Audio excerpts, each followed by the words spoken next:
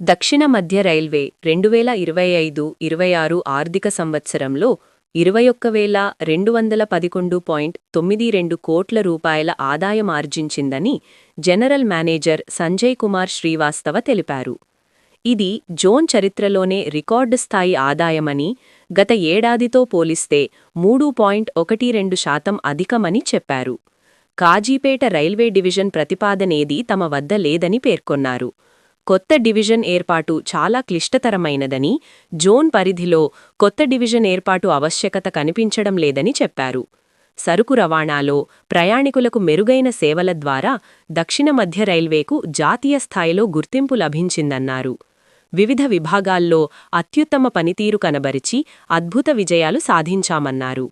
2025-26 ఆర్థిక సంవత్సరంలో మొత్తం 28.65 కోట్ల మంది ప్రయాణికులను గమ్యస్థానాలకు చేర్చామని, 14.79 కోట్ల టన్నుల సరుకు రవాణా చేశామని, ఇప్పటివరకు ఇదే అత్యధికమన్నారు.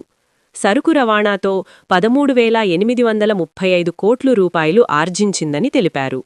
ప్రయాణికుల విభాగం నుంచి 6,235.37 కోట్ల రూపాయలు ఆదాయం సంపాదించిందని, ఇది గత ఏడాది వచ్చిన 5,714.83 కోట్ల రూపాయలు కంటే 9.11% ఎక్కువని వివరించారు. అమృత్ భారత్ స్టేషన్ పథకం కింద 5 రైల్వే స్టేషన్ల అభివృద్ధి పనులు తుది దశకు చేరుకున్నాయని చెప్పారు. 72 రైల్ అండర్ బ్రిడ్జిలు, 27 రోడ్ ఓవర్ బ్రిడ్జిల నిర్మాణంతో 65 లెవెల్ క్రాసింగ్ గేట్లు తొలగించామని తెలిపారు.